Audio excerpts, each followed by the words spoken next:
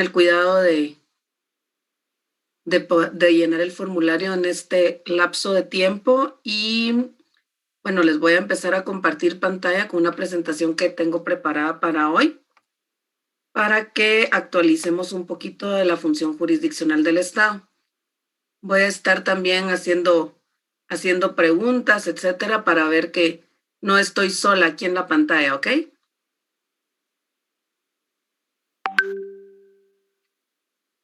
Está bien, licenciada. Buenos días. Está bien, licenciada. Buenos días. Excelente, buenos días. Presente, Lic. Fíjense que estoy... Licta. Hola. Excelente, gracias. Estoy terminando la planificación. De hecho, todos los temas y las tareas ya están preparados, pero la estoy afinando con las fechas de la universidad. Entonces, por eso es que no les he publicado la planificación. Vamos a ver, ustedes allí me dicen, ahí ya ven la pantalla completa, ¿verdad? La PowerPoint. Sí, licenciado. Sí, licenciado. Sí, licenciada. Excelente. Entonces, señores, para terminar de refrescar, recuérdense que están en la clínica de Derecho Procesal Laboral, sección A, 8 a 10, los días sábados. Mi nombre es Flor de María Salazar y Ángel de León nos está apoyando con la auxiliatura, la logística, los listados y como un canal de comunicación quizás más expedito. En el Classroom ya está en la descripción del grupo de WhatsApp y lo hablamos la semana pasada. En el Classroom les voy a estar subiendo las tareas y poniendo algunos documentos que ustedes pueden llegar a necesitar.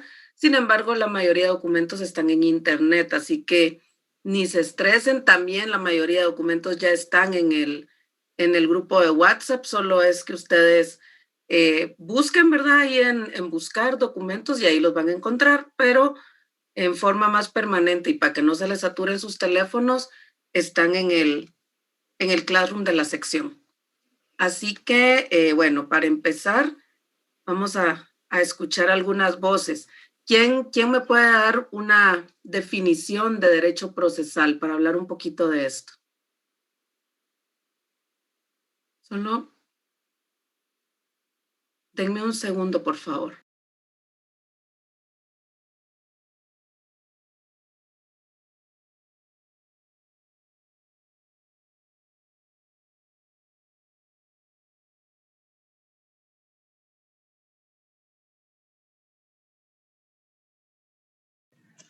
Mientras regresa la licenciada, compañeros, buenos días. Acabo de compartirles el link en el grupo de WhatsApp para que puedan llenar su asistencia. Como lo indicó la licenciada, hasta las 10 de la mañana va a estar habilitado. Va, compañeritos, ya estoy acá. A ver, definiciones de derecho procesal y fines de derecho procesal, pero habladito, ¿sí? Porque me cuesta un poquito ver el chat desde acá. El derecho procesal es el conjunto de normas, Lic, que regulan el proceso judicial. Es decir, que los que regulan los requisitos, el desarrollo y los efectos de un proceso. Excelente, gracias. Va, entonces es un conjunto de normas que regulan las funciones jurisdiccionales del Estado. ¿Y cuál es la finalidad de ese derecho procesal? ¿Cuál es la finalidad? Llegar a la sentencia. Llegar a una sentencia, pues es probable, pero es también muy probable que el derecho procesal funcione incluso sin llegar a una sentencia. Sí, a ver, ¿se acuerdan en teoría general del proceso? Veíamos que era las fases del proceso eran notificación, coerción, sentencia, ejecución, etcétera. A ver, alguien más que tenga una idea por ahí de para qué nos sirve el derecho procesal y cómo para qué funciona. Resolver conflictos de la población. Exacto. Por ahí vamos un poquito más. Todas están correctas, pero si lo llevamos por el orden, iríamos por resolver un conflicto. ser el conjunto de normas que nos sirven para detallar o para determinar la función jurisdiccional del Estado y eventualmente llegar a una sentencia y ejecutarla. Pero esa resolución de conflicto todavía lleva un paso anterior. A ver, alguien más por ahí que sepa cuál es o que tenga alguna opinión sobre cuál es el paso anterior a resolver el conflicto. Esto está fácil. ¿Tiene que existir la denuncia, licenciada? Puede iniciar el proceso con una denuncia, así es. Pero para denunciar, ¿qué necesitamos tener? El litigio. Licenciada, es el cumplimiento de las etapas. También cumplimiento de etapas procesales, la imperatividad de la ley nos manda y la Constitución, ¿verdad? Que nos establece la imperatividad de la ley procesal también nos manda a que cumplamos con etapas, a que cumplamos con diligenciamiento de pruebas, a que cumplamos con citar y escuchar a las personas que están siendo procesadas o que están siendo denunciadas, pero se me les está olvidando la parte más importante. A ver. La violación de un derecho. Exactamente, la declaración de un derecho, la constitución de un derecho, y este derecho, ¿dónde tiene que estar? Pues tiene que ser un derecho preexistente que existe en la ley, o que existe en la Constitución, o que existe en los convenios. Entonces, el derecho procesal nos va a servir para darle vida al derecho sustantivo. En el derecho sustantivo, por ejemplo, en el derecho laboral, tenemos una serie de derechos, ¿verdad? Tenemos el derecho a un salario, el derecho a la determinación de una jornada de trabajo, el derecho a la determinación a la previsión social, el derecho a la seguridad social. Tenemos una serie de derechos, tenemos el derecho a pago de vacaciones, de indemnización, a pago de un salario, a pago de horas extras, a vacaciones con remuneración, etcétera. Entonces, el derecho procesal nos va a servir para darle vida a esos derechos, para reclamar la ejecución de esos derechos y el cumplimiento de los derechos, ¿sí?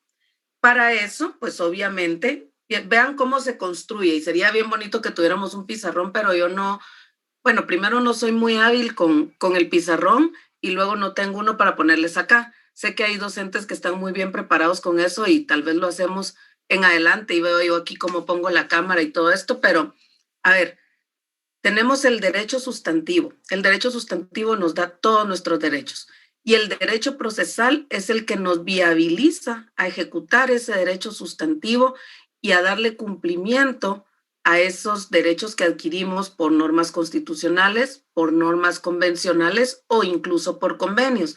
Recuerden que el derecho es muy, muy amplio y sobre todo nuestro Código de Trabajo tiene unos 60 años, nuestra Constitución ya tiene 30 y ¿cuántos? 35 años por ahí. Entonces son superados por convenios, son superados por los pactos internacionales, derechos civiles y políticos, por derechos sociales, económicos, etcétera. Entonces, el derecho procesal es la herramienta para darle vida a ese derecho sustantivo. Entonces, tenemos el derecho sustantivo, tenemos el derecho procesal como la herramienta para darle vida, y para eso el derecho procesal tiene que tener, tiene sus elementos, ¿verdad? Tiene sus características. Como lo decía Gerardo, que fue el primero que opinó. Sí es Gerardo, ¿verdad? O Ernesto. ¿Cómo es su nombre? Bueno, yo soy Orlando, yo opiné primero. Orlando, perdone, pero sí sé que es usted. Orlando nos decía que es un conjunto de normas, ¿verdad? Entonces ahí vamos a las características del derecho procesal y luego pues tiene sus principios, pero características es un conjunto de normas que complementan el derecho sustantivo, son normas de rango constitucional, desde el rango constitucional hasta el rango reglamentario. Tienen la característica de ser imperativas, poco formalistas, etcétera, y nos sirven para darle vida y nos sirven, como dijo luego una compañerita, para marcar una serie de etapas para marcar una serie de etapas a las que tenemos que dar cumplimiento y eventualmente, como dijo otro compañero, llegar a una sentencia. ¿Y qué es lo que logramos con la sentencia? La declaración del derecho y tener un título para poderlo ejecutar. Entonces, este derecho procesal va desde el conocimiento de una denuncia, como dijo una compañera también, conocimiento de una denuncia hasta la ejecución del derecho que ha sido declarado a través de una sentencia. Y para todo esto, pues el propio derecho procesal nos va dando la integración de los órganos jurisdiccionales, la preexistencia de los órganos jurisdiccionales, la competencia, las atribuciones de las partes y los derechos de cada una en cada etapa del proceso. ¿Qué clases de derecho procesal tenemos? Pues todas las que están viendo ustedes en sus clínicas, procesal laboral, procesal civil, procesal administrativo, derecho de familia, pues una gran cantidad de normas procesales. Incluso en derecho administrativo ustedes van a ver que es una cantidad de procesos los que ustedes van a conocer y una cantidad de leyes específicas para cada uno de esos procesos. ¿Preguntas o comentarios hasta acá, compañeras, compañeros? ¿Alguien que quiera ampliar algo?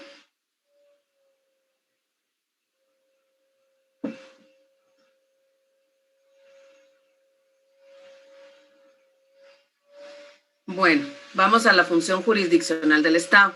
La función jurisdiccional del Estado tiene varias definiciones y pues consiste primero en una función pública que la realizan los órganos competentes del Estado de acuerdo a formalidades establecidas en la ley, en la cual a través del acto de un juicio se declara el derecho de las partes con el objeto de dirimir sus controversias. Vean, aquí también ya un compañero nos habló de la solución de un conflicto y esos conflictos que se resuelven a través de la función jurisdiccional del Estado son aquellos que tienen una relevancia jurídica. Para los conflictos quizás menos graves, pues tenemos otras instancias, tenemos incluso que hay auxiliaturas de la Procuraduría de Derechos Humanos donde se llevan a cabo conciliaciones o apercibimientos, están los centros de mediación en donde no entra la función jurisdiccional del Estado, no se pone ese engranaje del Estado a funcionar.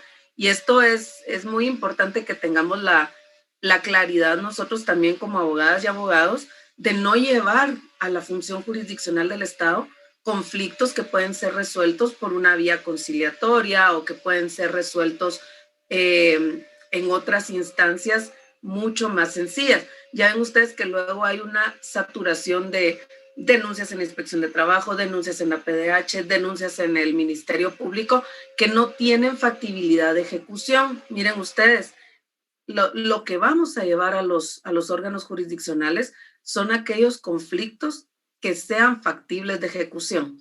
A ver, alguien por ahí que me dé un ejemplo de un conflicto laboral que pueda ser ejecutado. Vamos a ver la señorita Dulce Sagastume.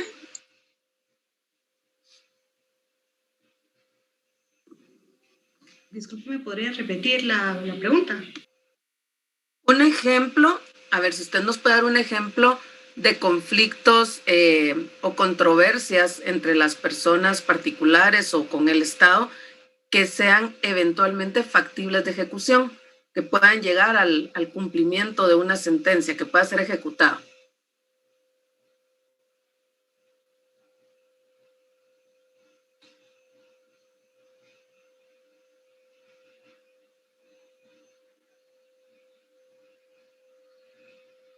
Vamos, Dulce, Dulce.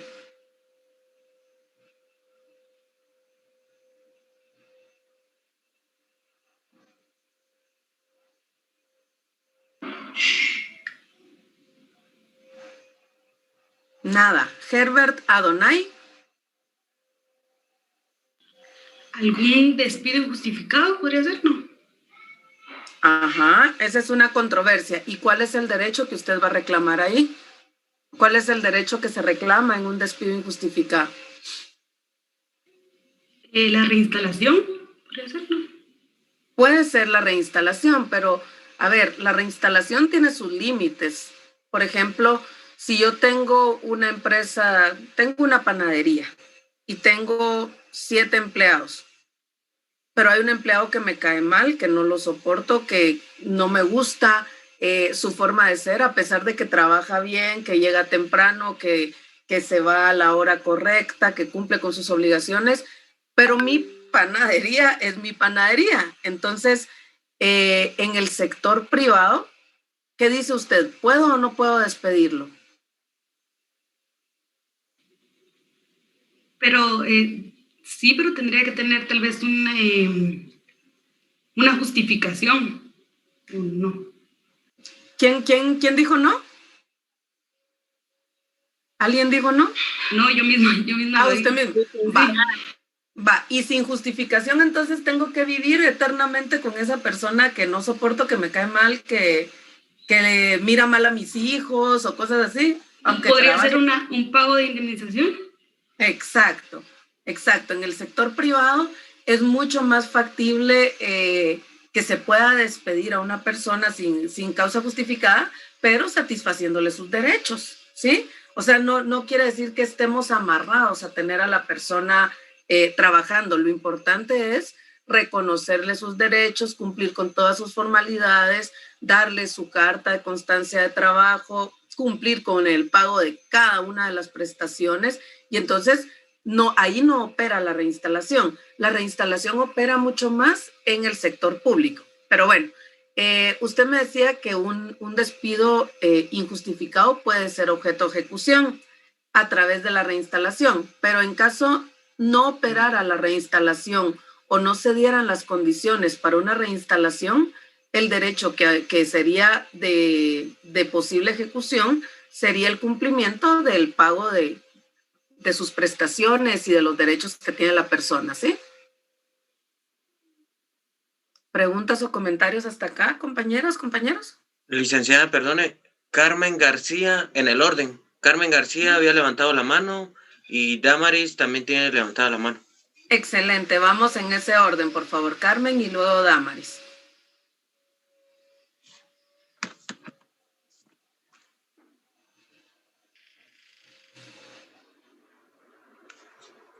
Vamos, chiquillas.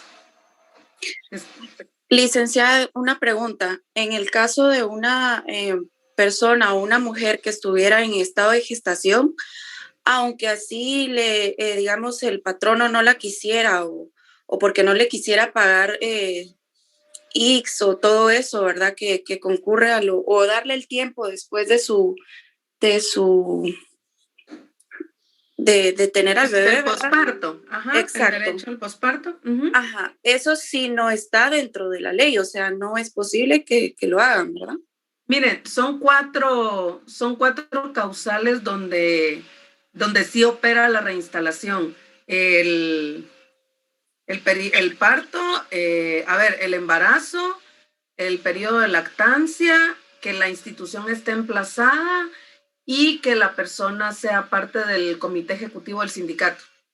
Esos son los cuatro excepciones o los 4 elementos o condiciones que deben darse para una reinstalación. Ahí es donde opera sin duda la reinstalación. Ahí no se puede despedir aunque le paguen. Ajá. Okay. Licenciada, otra pregunta. ¿El emplazamiento solo es factible en la institución pública o en la privada también? No, las privadas también pueden estar emplazadas y ahí no pueden mover a nadie. Ok, muchas gracias. Vaya. Ahora, Damaris. Buenos días, licenciada. Sí, yo para agregar el derecho de inamovilidad que poseen los empleados, específicamente las mujeres que están en estado de gestación y están en periodo de lactancia. Era para dar un ejemplo de que esas personas sí tienen derecho a la reinstalación y al pago de lo que hayan dejado de percibir, de sus derechos vulnerados, ¿verdad? Claro, sí, ahora bien, digo, son esas 4. Ahora bien, si esa persona, supongamos, yo estoy embarazada y por el hecho de estar embarazada, yo incurro en una causa justificada de despido, el patrono me puede despedir posterior a que yo haya pasado el periodo de lactancia. No, fíjese, sí, incluso estando embarazada o en periodo de lactancia, lo que se hace es que el patrono tiene que iniciar en la vía incidental, un juicio de despido en la vía incidental y se puede hacer con autorización judicial. Es un proceso de incidente el que hay que llevar a cabo. Entonces, tiene que probar, ¿verdad? Cada uno, pero pues ahí sí es un procesito que tiene que ser autorizado judicialmente. Al igual que el de los empleados que pertenecen a un sindicato, ¿verdad? Así es. Muchas gracias, Linda. Vale, por ejemplo, sí, el hecho de que esté embarazada y si está robando, ¿verdad? O si la persona es miembro del comité ejecutivo y está cometiendo algún delito o algo así, aparte de la responsabilidad penal y administrativa, se puede iniciar un despido en la vía incidental, ¿ok? Vale. Hay una manita levantada de alguien que no tiene nombre, ¿verdad? 9S. Solo que se coloque su nombre. Sería genial. Si no, lo ponemos en la sala de espera.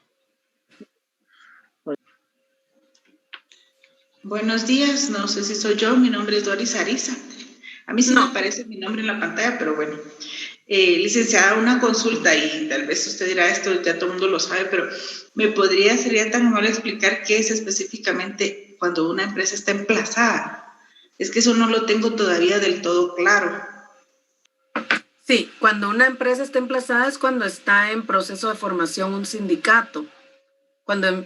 Una vez se inicia el proceso administrativo en el Ministerio de Trabajo para la inscripción del sindicato, la empresa está emplazada. ¿Por qué razón?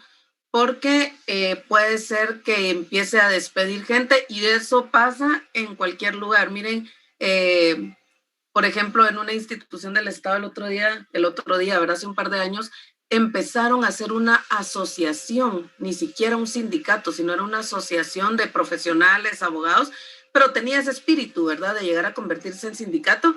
Y lo que hizo la autoridad superior fue empezar a despedir a los líderes. Entonces, eso es el emplazamiento. Cuando va el grupo de trabajadores, llegan al Ministerio de Trabajo con su solicitud, con sus actas o sus asambleas para iniciar la inscripción del sindicato, ahí inicia la fase de emplazamiento y no se puede despedir, salvo que sea por la vía incidental. Muchas gracias, licenciada. Vaya, de acuerdo. Bueno, vamos entonces con qué dicen otros autores sobre las teorías que explican la función jurisdiccional del Estado. Javier Méndez, ¿tiene su manita levantada? Sí, buen día, Lick. Disculpe, estaba diciendo que para hacer un despido de alguien que está embarazada o que es parte del sindicato se tiene que llevar por la vía incidental. Ellos tienen que conocer que se les va a despedir, porque me imagino que para el proceso tienen que conocer, o puede simplemente la persona o la empresa empezar la vía y luego notificarles. No, mire, la vía de los incidentes es la que establece los artículos 137 al 142 de la ley del organismo judicial. Y como este es un incidente de hecho, lleva desde la presentación del incidente, la solicitud del inicio, lleva la audiencia de 2 días para notificación a la otra parte, 8 días para ofrecimiento de prueba y luego la resolución. Entonces, sí hay derecho de defensa, sí. Desde la solicitud, la persona que está en riesgo de ser despedida tiene la posibilidad tiene que ser notificada y luego tiene la posibilidad de defenderse. Ok, gracias, Lick. Vaya. Veamos entonces las teorías. Esto es más o menos lo que estaban explicando ustedes cuando hacíamos la construcción del concepto de derecho procesal. Primero, tutelar el derecho de los particulares. Estos derechos que nos establece la Constitución, que nos establece el Código de Trabajo, que nos establecen los pactos interiores de las instituciones o los reglamentos o las sentencias. Ojo, acuérdense ustedes de la pirámide de Kelsen.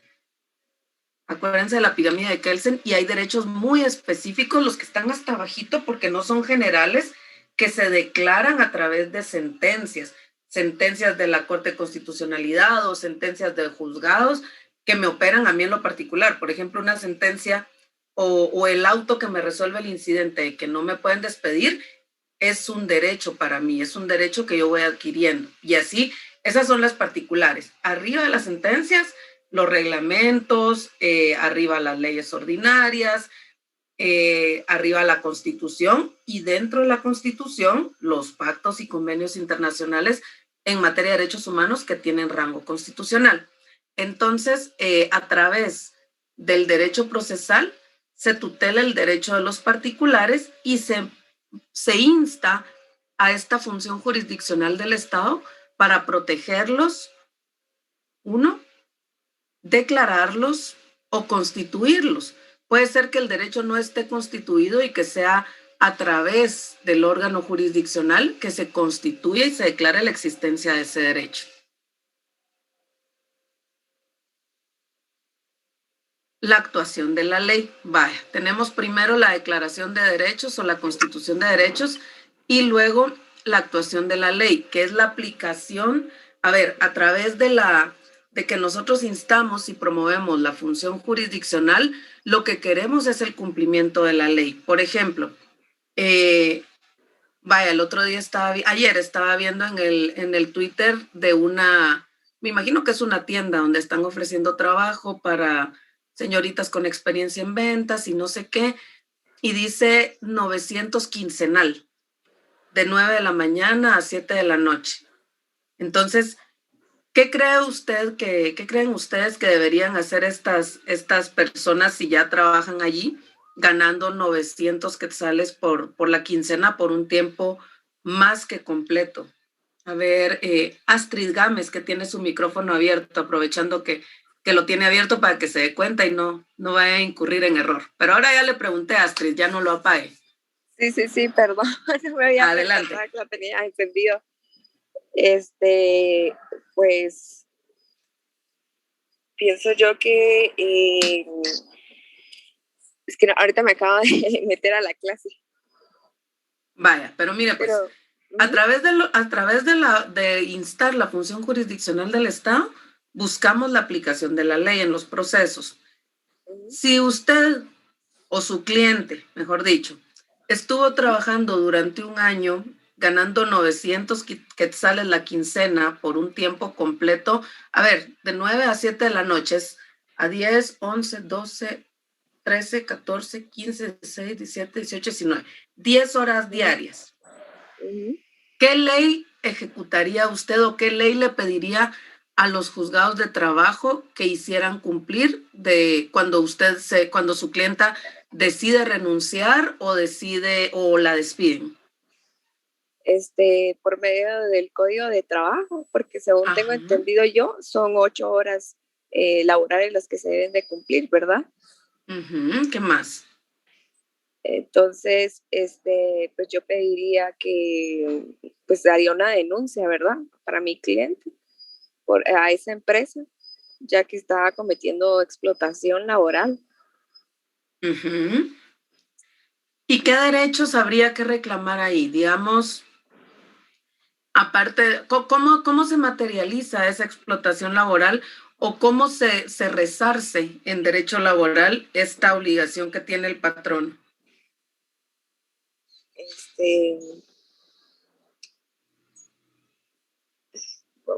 Perdón, solo voy a...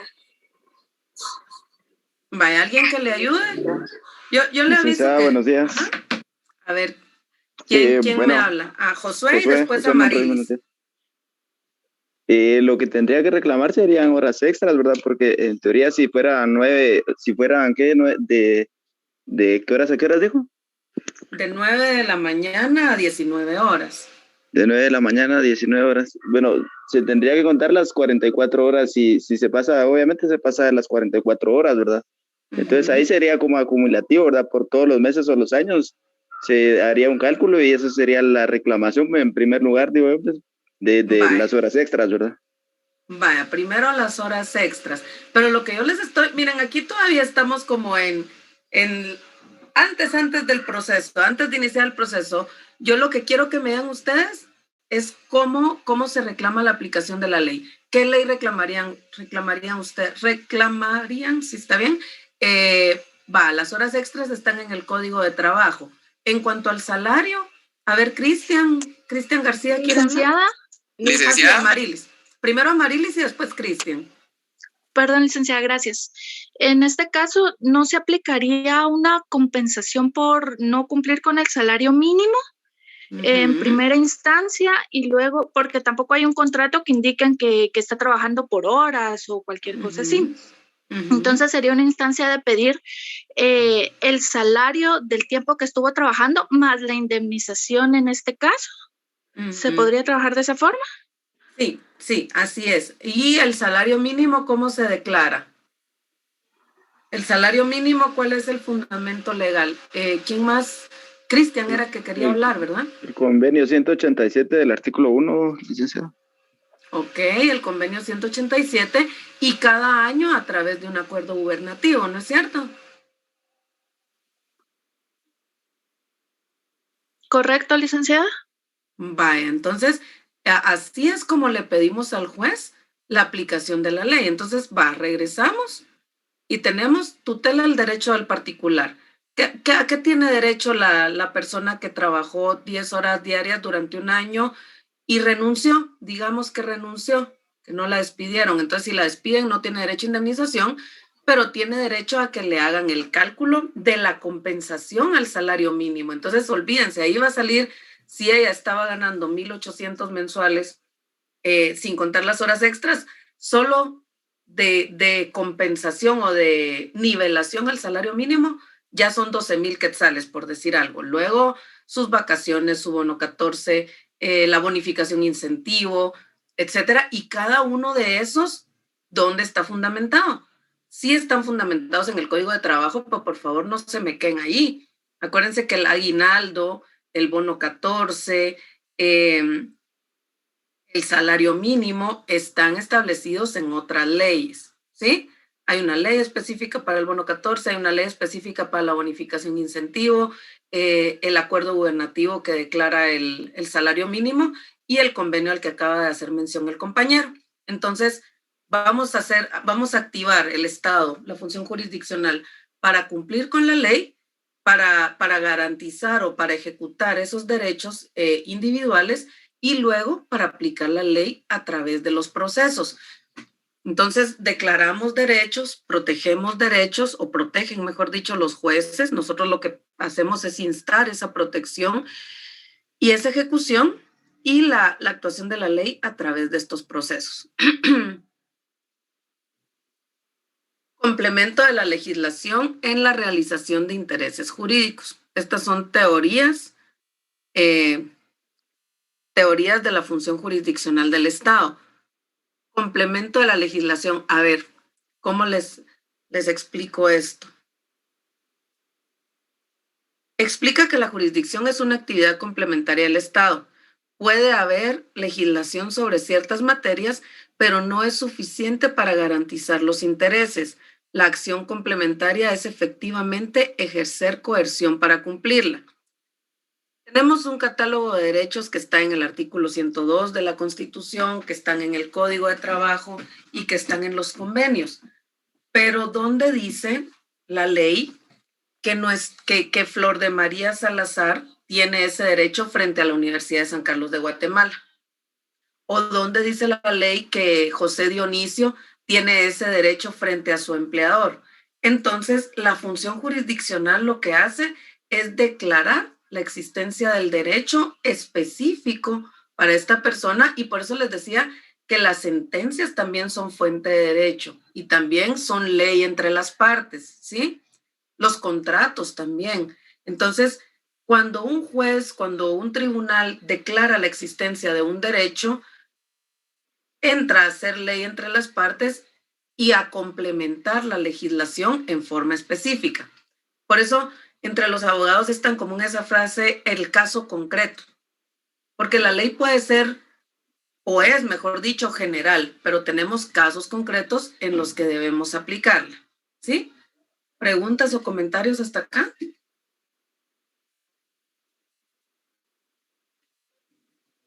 ¿Nadie?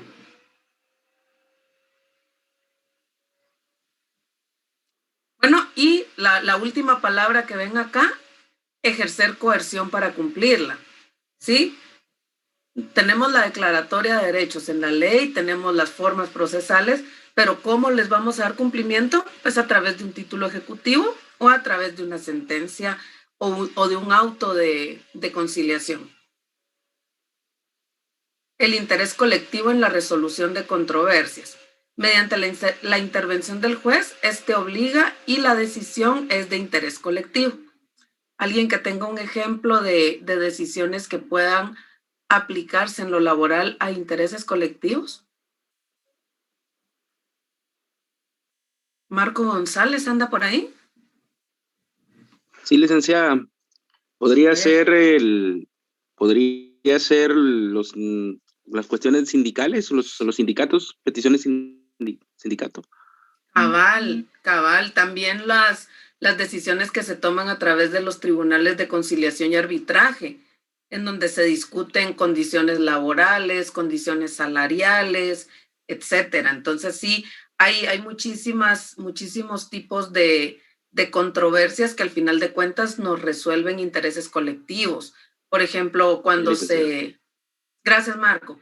Cuando se activan los pactos de condiciones laborales que al final son tan buenos. Ustedes miren, la lucha sindical está estigmatizada y es criticada, pero si no fuera por la lucha sindical no gozaríamos de todos los derechos que tenemos y bueno, que algunas personas tienen en mejor calidad. Si hay aquí alguien que trabaja en el OJ, lo sabrá, o en el Ministerio Público, que tienen unas condiciones superiores, y esto es gracias a la intervención de los sindicatos.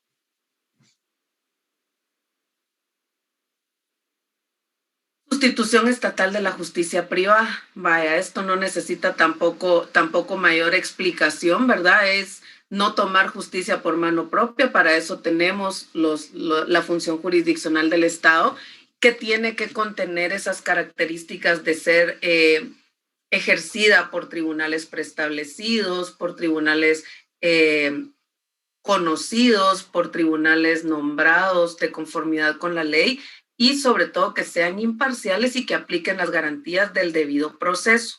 En cualquier tipo de proceso, lo que se busca es evitar que las personas tomemos justicia por mano propia, ¿sí? Por ejemplo, ustedes han visto cuando en las maquilas les dejan de cumplir a las personas con sus derechos laborales y lo que hacen es ir a jalar las máquinas o a ver qué se llevan. Entonces, lo que se busca es evitar esto, evitar esta toma de justicia por mano propia, o por ejemplo, cuando el patrono simplemente retiene salarios de una persona porque tiene sospechas de que le ha estado sustrayendo equipo de trabajo, cosas así.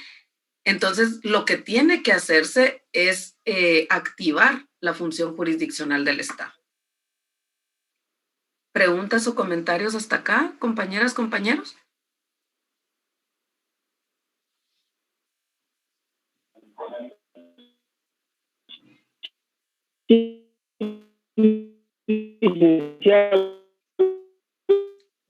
No le entiendo, Carlos. Ahora sí medio le entiendo, díganos. Solo un concepto acerca de las maquilas que mencionar. ¿Cómo se puede evitar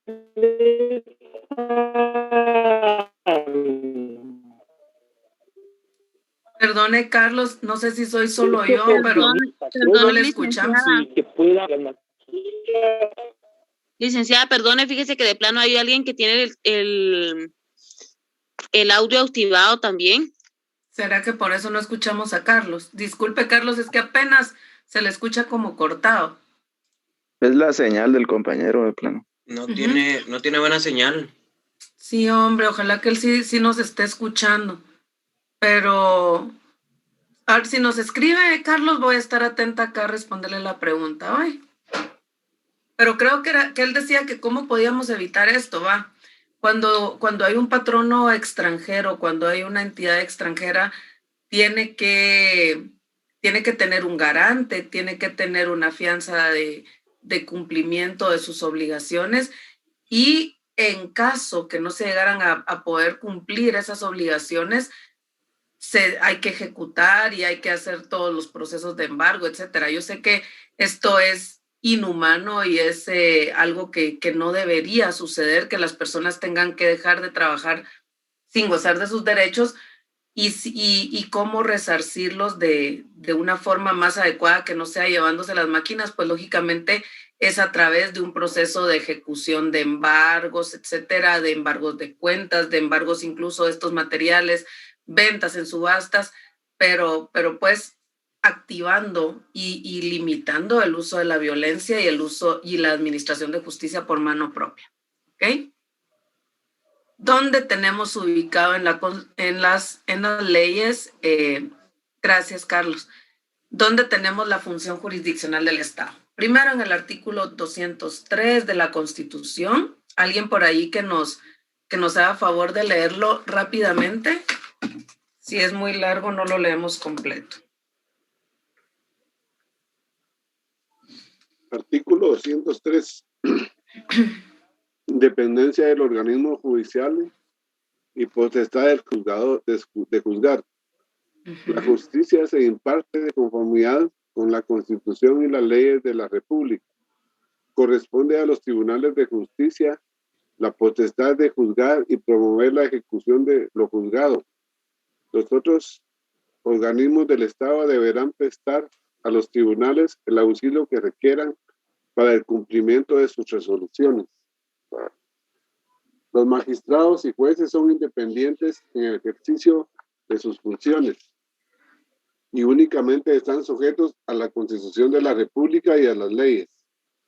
A quienes atenten contra la independencia del organismo judicial, además de imponerles las penas fijadas por el Código Penal, se les inhabilitará para ejercer cualquier cargo público. La función jurisdiccional se ejerce con exclusividad absoluta por la Corte Suprema de Justicia y por los demás tribunales que la ley establece. Ninguna otra autoridad podrá intervenir en la administración de justicia. Muy bien, gracias. Gracias, Orlando. Por eso, miren, cuando ustedes sean jueces, no vayan a andarle diciendo a sus amigos, ahí estoy a la orden en el juzgado quinto, o ahí estoy a la orden para lo que necesites. No, ustedes y todos los jueces están supeditados a la Constitución y a las leyes, ¿sí? Y con total independencia, y la función jurisdiccional está limitada en forma exclusiva al organismo judicial a través de los jueces y magistrados que se designen. Luego tenemos la ley del organismo judicial, el artículo 57 y los artículos 51 y 52. A ver, alguien por ahí que nos dé lectura o que nos dé por lo menos los epígrafes para empezar, porque creo que el 57 es algo larguito. Artículo 57. Justicia. La función jurisdiccional se ejerce con exclusividad absoluta por la Corte Suprema de Justicia y por los demás tribunales establecidos por la ley, a los cuales corresponde la potestad de juzgar y promover la ejecución de lo juzgado. La justicia es gratuita e igual para todos, salvo a lo relacionado con las costas judiciales. Según la materia en litigio, toda persona tiene libre acceso a los tribunales para ejercer sus acciones y hacer valer sus derechos de conformidad a la ley. Excelente. ¿El 51 el 52, compañerita, de una vez? Claro que sí, licenciada. Sí, okay.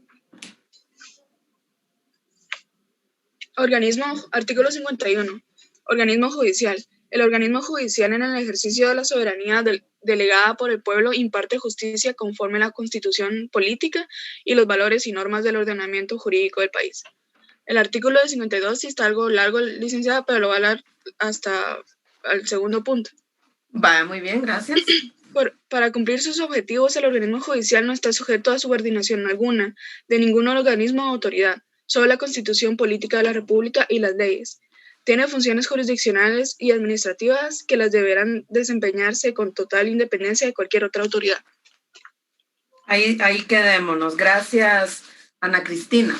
Vaya, y estos 3, 4 artículos se relacionan directamente con el artículo de la seguridad tenemos la libertad de igualdad del artículo 4, el artículo 5, libertad de acción en la Constitución,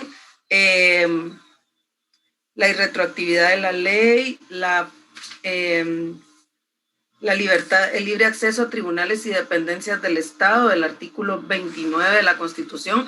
Acuérdense ustedes que a la hora de su examen técnico profesional, muchos catedráticos se van a fijar en manejo de códigos y manejo de leyes. Entonces, es importante que estén atentos a hacer la vinculación. Por ejemplo, vieron que el artículo 203 va directo al 57, 51 y 52 de la ley del organismo judicial, al 29 también de la Constitución y al Código Procesal Civil y Mercantil. Entonces, es importante que los tengan a mano y que los tengan siempre listos, siempre concatenados, ¿verdad? Siempre aplicarlos. Y el artículo 203 y 205, esos son, digamos, los que ustedes van a invocar siempre cuando estén reclamando la tutela judicial efectiva. Y la tutela judicial efectiva es un derecho que establece la Constitución y que también es reconocido por la Corte Interamericana de Derechos Humanos. Por eso es imperativo que siempre tengamos esos artículos cuando vamos a tribunales. Por ejemplo, usted, señor juez, de conformidad con el artículo 203, es independiente y tiene las siguientes garantías y las siguientes obligaciones, ¿va? El artículo 205 establece las garantías: independencia funcional, independencia económica, la no remoción de los magistrados y jueces de primera instancia, salvo los casos establecidos por la ley, y la selección de personal. Y ahora veamos cómo se seleccionan los jueces, ¿verdad? La garantía jurisdiccional son los medios de los que el Estado se vale para reaccionar contra la inobservancia del derecho objetivo. Los tipos de garantías jurisdiccionales son contra la transgresión del precepto, es decir, se ha violentado la ley, se ha incumplido o se ha actuado en forma contraria a la ley. Existe una falta de certeza en cuanto a quién corresponde el derecho, quién tiene un derecho que puede llegar a reclamar, con la finalidad de constituir o declarar un derecho o con la finalidad de proteger, de cautelar. No, dije tutela judicial efectiva. Es el derecho a la tutela judicial efectiva, y ese es argumento de Corte Interamericana de Derechos Humanos y de la Constitución. Entonces, las garantías jurisdiccionales, lo que nos va a proveer el organismo judicial o el Estado a través de su función jurisdiccional, son reacciones contra la inobservancia del derecho objetivo. Cuando se transgrede una ley, cuando existe falta de certeza a quién corresponde un derecho o quién es el titular de un derecho, para constituir un derecho que no ha sido declarado. Por ejemplo, cuando existe una duda,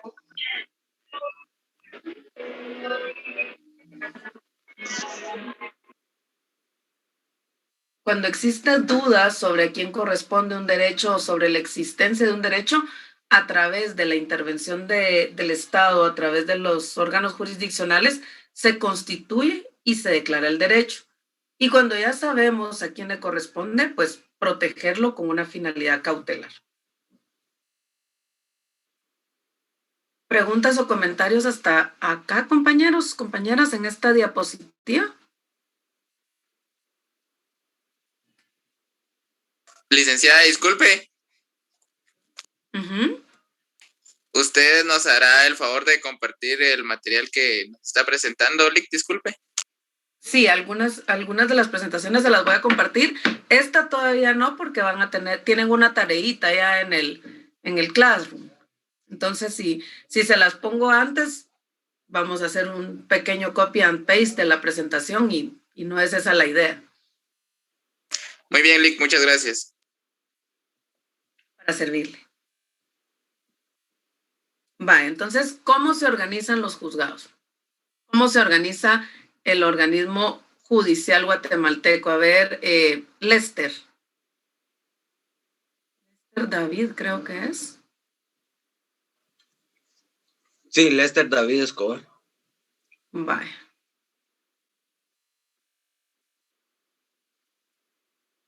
¿Está por ahí, Lester? Buenos días, licenciada. Buenos días. A ver, cuénteme su conocimiento sobre cómo está organizado el organismo judicial. Perdón, licenciada, es que estaba ocupado y no estaba poniendo atención.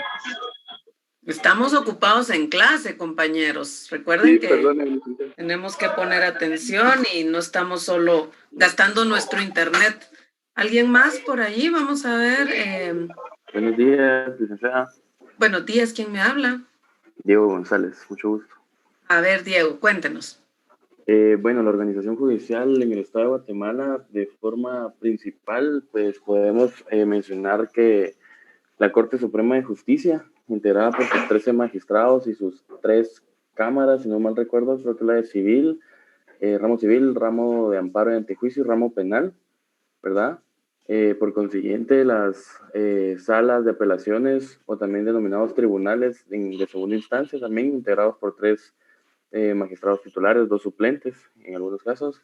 Luego los juzgados de carácter unipersonal, porque no son colegiados, ¿verdad? Sino que es únicamente una persona encargada o titular de la jurisdicción, que la jurisdicción lo dota de ciertos elementos como el notio, el vocatio, el coertio.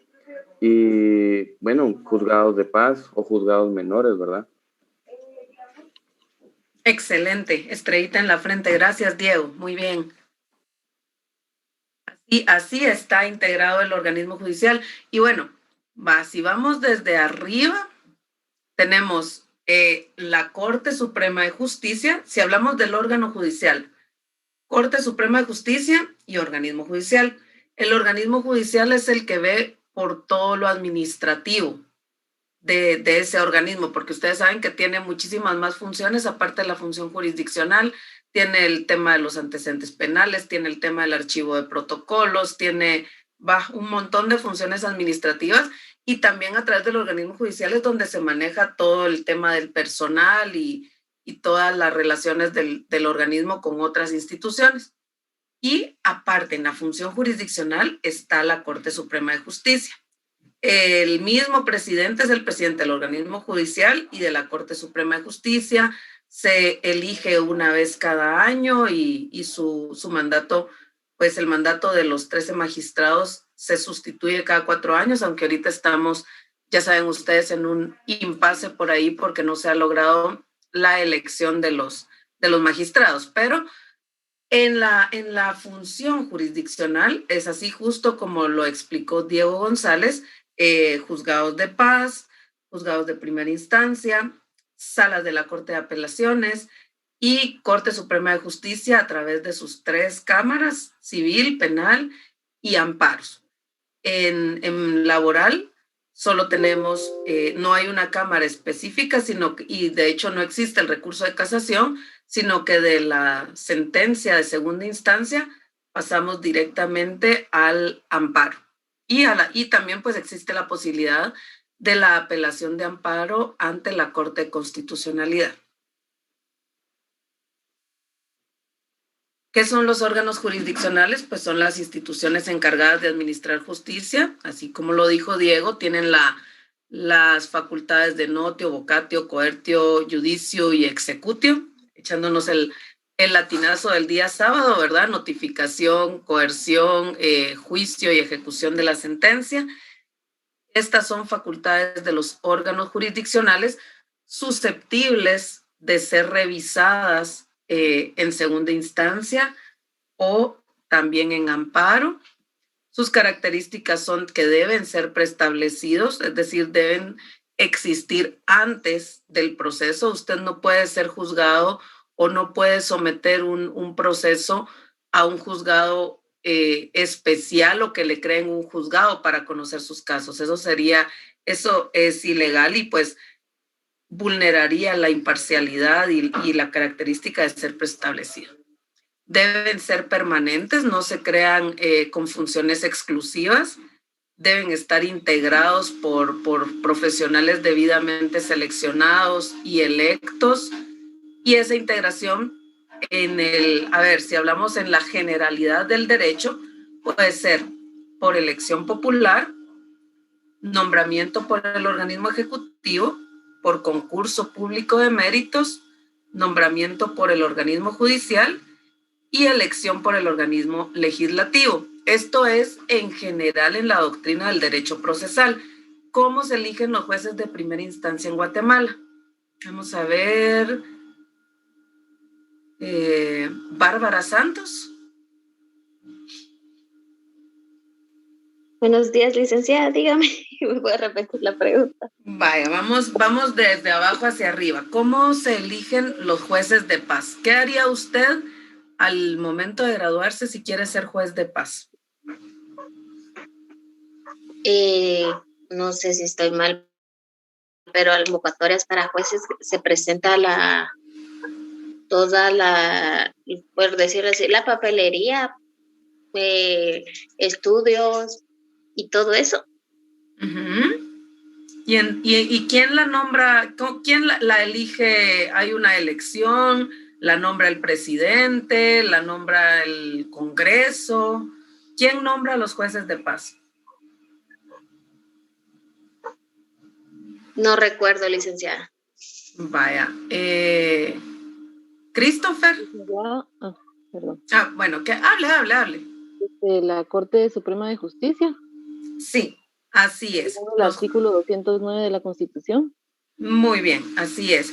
Los jueces de primera instancia y los jueces de paz son nombrados por la Corte Suprema de Justicia, y el proceso de selección se hace a través del Consejo de la Carrera Judicial, luego de un proceso formativo al que nos sometemos o al que se someten las candidatas y candidatos después de una convocatoria pública, ¿verdad? Entonces, los jueces de primera instancia y de paz son nombrados por el organismo judicial. Y, los magistrados de la Sala de la Corte de Apelaciones, ¿cómo son electos? ¿O cómo son nombrados? Eleazar Locón.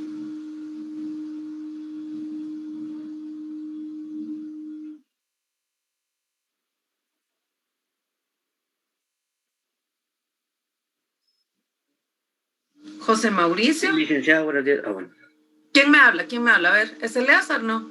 Hola, licenciada, le habla Diego Morales. Hola, Diego, a ver. Licenciada, mire, con una consulta. Fíjese que en la organización de los juzgados, usted estaba diciendo que, bueno, primero tomamos el juzgado de paz, primera instancia, sala de apelaciones y la Corte Suprema de Justicia. Pero en materia laboral, los amparos, solo los amparos suben a la CC, ¿verdad? Las apelaciones de amparo. Sí, exacto. Pero entonces, solo una observación, o no sé, ¿verdad? El organismo judicial es independiente a la Corte de Constitucionalidad, ¿verdad? Sí. Pero ahí existe independencia, pero la acción constitucional no es una tercera instancia ni es una vulneración a la independencia, sino lo que llevamos no es una revisión del proceso. Lo que se lleva a la Corte de Constitucionalidad no es para que revisen el proceso que hizo el organismo judicial, sino es para que se revise si existen violaciones a derechos constitucionales o a principios constitucionales. Ok, muchas gracias. Vale. Entonces, bueno, ¿sí quién Licenciada, habla? es que me había preguntado sobre las salas. Ajá. ¿Quién lo integra? ¿Quién las nombra? Perdón, ¿quién las nombra? Y si no mal recuerdo, es el Congreso quien nombra a los jueces de esa nómina que es enviada por una comisión de postulación. Excelente, así es. Entonces tenemos que los de primera instancia y los de paz son nombrados por el organismo ejecutivo, y los de segunda instancia o de la Corte de Apelaciones y de la Corte Suprema de Justicia son electos por el organismo legislativo luego de un proceso de selección, de preselección, por una comisión de postulación. Así es, gracias. Gracias, José Mauricio. Tenemos los jueces unipersonales, que son los jueces de primera instancia, y también en derecho penal también son de primera instancia, pero hay tribunales unipersonales dependiendo de la gravedad de los delitos. La ventaja de los jueces unipersonales es que resuelven con una responsabilidad personal mucho más rápido y más económico para el Estado. La desventaja es que pues hay un menor estudio de los casos, no hay deliberación. Y bueno, acá dice que no todos son abogados, ya quedan muy, muy poquitos jueces de paz que no sean abogados. Yo creo que ya esto pues fue superado, no habían sido, digamos, removidos del cargo porque ya venían siendo jueces desde antes, desde que se podía, pero ya yo creo que aquí esto lo vamos a quitar de la presentación. Luego tenemos los tribunales colegiados, donde hay más de un juez, que son por ejemplo, en derecho laboral, las salas de la Corte de Apelaciones, que se integran por 3 magistrados o magistradas. Su micrófono, Karim María Celeste, por favor. Gracias. Entonces tenemos los magistrados, que son tribunales colegiados. Las ventajas es que existe deliberación, existe discusión, las resoluciones pueden llegar a ser más ajustadas a derecho y son 3 personas las que van a estar resolviendo. Las desventajas es que se diluye la responsabilidad, puede existir un poco más de tardanza en la tramitación de los procesos y es un poco más oneroso para el Estado. Sin embargo, a ver, en cuanto al retardo en el trámite, no funciona tan así, porque si bien existe una deliberación, en la mayoría de salas o incluso en la Corte de Constitucionalidad hay un magistrado ponente. ¿Qué quiere decir esto?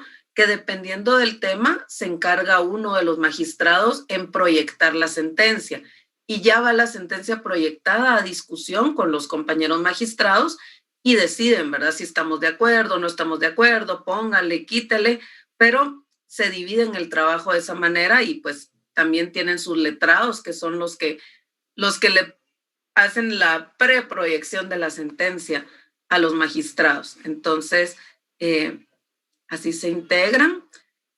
Aquí está el esquema del área jurisdiccional que aparece en la página del organismo judicial. Ven ustedes que está la Corte Suprema de Justicia y vean acá, hablando de área jurisdiccional, no vemos que diga organismo judicial. Recuerden que el organismo judicial es el que ve toda la parte administrativa y todo lo que tiene que ver con área jurisdiccional es a través de la Corte Suprema de Justicia, sus 3 cámaras, luego los tribunales de segunda instancia, que son las salas de la Corte de Apelaciones, los juzgados de primera instancia y los juzgados de paz. Este es el esquema más general del área jurisdiccional del organismo judicial. El área administrativa, que está también integrada por la Corte Suprema de Justicia, la presidencia del organismo judicial, asesoría jurídica, todas las gerencias, el Consejo de la Carrera Judicial, etcétera. Así se integra el organismo judicial. Y bueno, en el sector justicia tenemos otros entes, otros órganos que participan. Esto ya no lo vamos a ver porque esto es como muy de derecho penal lo que tenemos en la presentación. Entonces, vamos a dejar de compartir. Y en el tema de derecho laboral, ¿quiénes más están vinculados al sector justicia?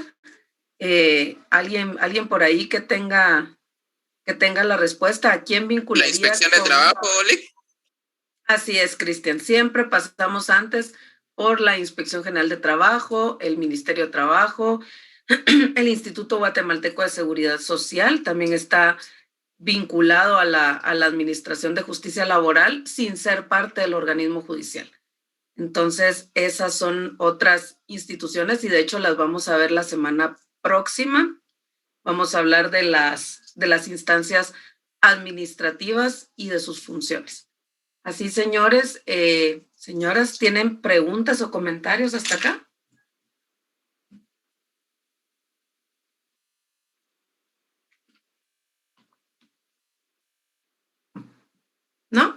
Vaya. Entonces, tenemos una tareita para la siguiente hora, o para los siguientes 50 minutos. La tarea está en el Classroom, está abierta hasta el próximo viernes a las 11:59.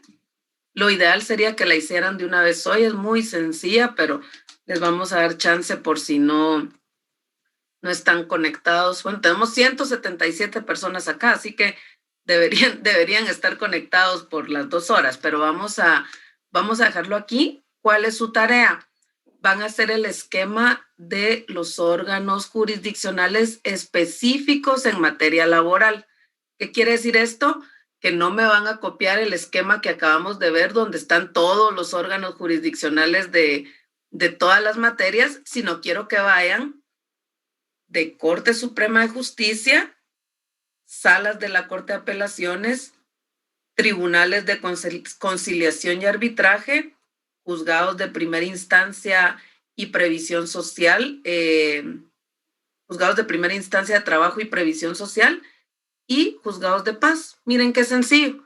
Ese esquema es lo que quiero que hagan con su fundamento de derecho, obviamente. Van a buscar el fundamento de derecho en la Constitución, en el Código de Trabajo, en la ley del organismo judicial. Van a poner juzgados de paz y ponen el fundamento del Código de Trabajo que está por allí les voy a decir, tenía yo abierto el Código de Trabajo acá y lo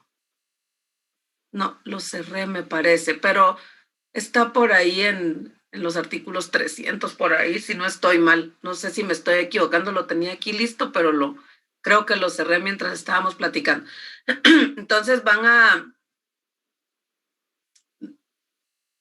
pues el orden lo debería de ubicar usted dependiendo de la jerarquía, Astrid, pero es el esquemita que tienen que hacer es de la jurisdicción laboral por competencias. Entonces, juzgado de paz que tiene competencia hasta 3,000 quetzales y me le ponen los fundamentos de derecho. No necesito que transcriban los artículos, solo le ponen artículo tal del Código de Trabajo, artículo tal de la ley del organismo judicial.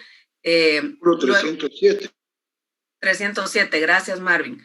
Luego, los juzgados de primera instancia de trabajo y previsión social y en la misma jerarquía están los tribunales de conciliación y arbitraje.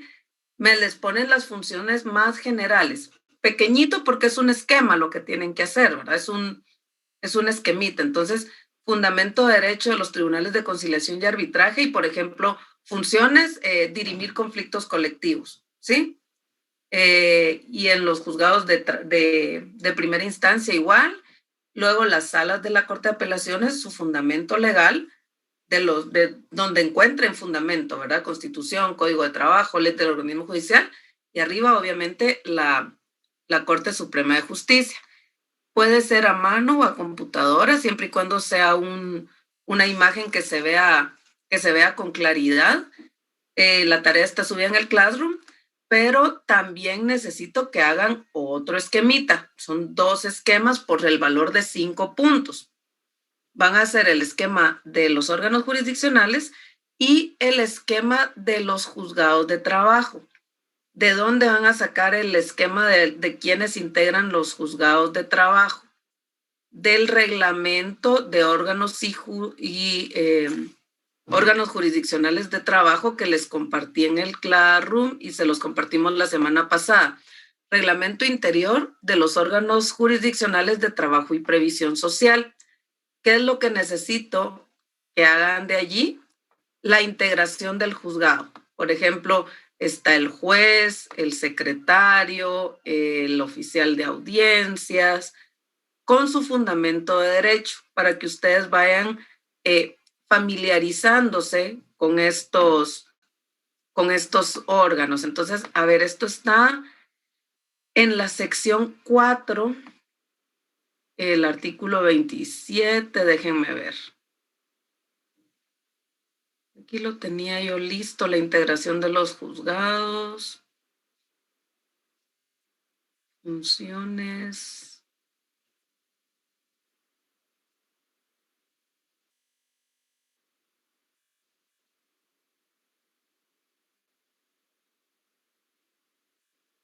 Entonces les voy a dar el artículo completo y correcto. Es el artículo 30. Artículo 30 del reglamento, ¿sí?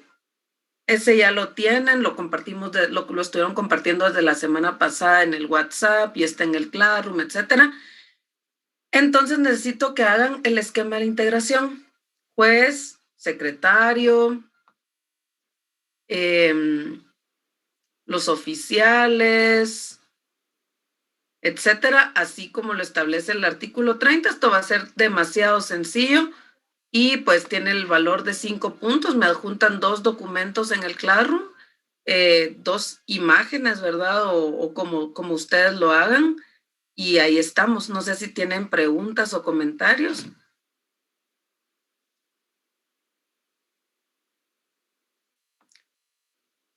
No, licenciada, muchas gracias. Todo claro, gracias. Vaya. Las funciones, breve.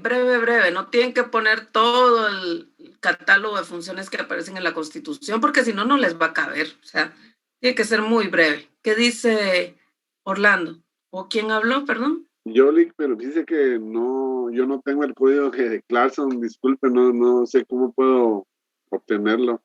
Ahí se lo mandaron, mire. Ahí lo mandaron en el chat ahorita. Muy amable, Lick, gracias. Vaya. Perdón, Ligda. Orlando, pero si estás en el grupo de WhatsApp. Sí, Ángel, sí estoy, pero como la tecnología va más adelante que mi persona, entonces... Si quieres no te apoyo, te voy a escribir en privado y te voy a apoyar con todo gusto. Vaya, buena onda, gracias. A ver, solo quiero ver si... que por ahí están preguntando qué reglamento es. Y... creo que ese no se los compartí ayer. Se los voy a compartir ahorita igual, pero es el reglamento interior de juzgados y tribunales laborales. ¿Sí? Entonces se los voy a poner ahorita en el Classroom también para que lo tengan y nos vemos la próxima semana. ¿De acuerdo? Muchas gracias, licenciada. Que pase feliz día. Gracias, licenciada. Feliz día. Gracias, licenciada. Gracias, licenciada. Buen día. Buen día.